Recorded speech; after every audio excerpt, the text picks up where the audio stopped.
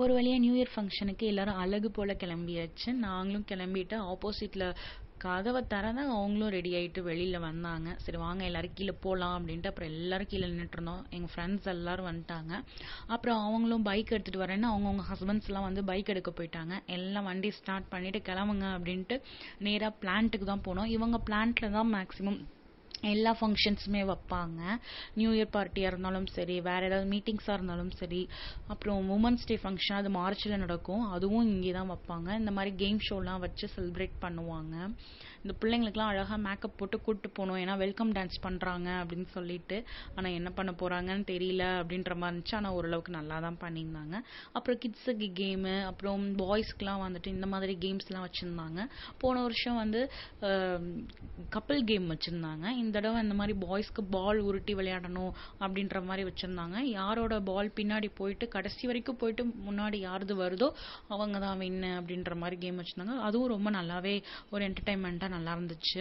அதுக்கப்புறம் நாங்கள் உள்ளே போகலாம், ஃபங்க்ஷன் ஸ்டார்ட் பண்ணிட்டாங்கன்னு உள்ளே போனோம். வருஷம் நியூ இயர் ஃபங்க்ஷனுக்கு, அப்புறம் இந்த மாதிரி கிருஷ்ண ஜெயந்தி ஃபங்க்ஷன்ஸுக்கு எல்லாம் ஃபோட்டோஸ் இந்த மாதிரி ஃபேன்சி ட்ரெஸ்லாம் கேட்பாங்க குழந்தைங்களுக்கு.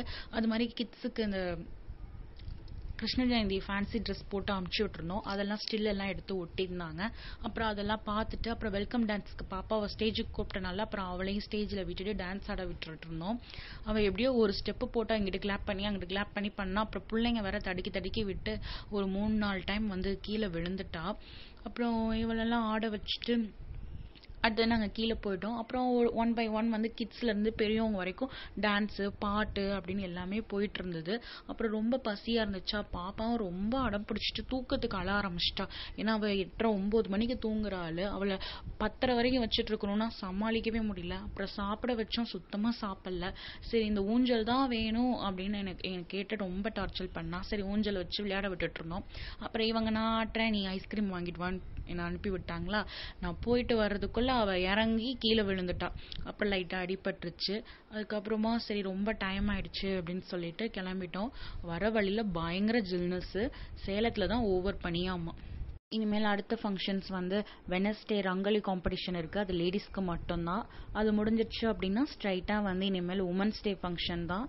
அது இன்னும் சூப்பராக இருக்கும். அடுத்த வீடியோவில் பார்க்கலாம். பாய்.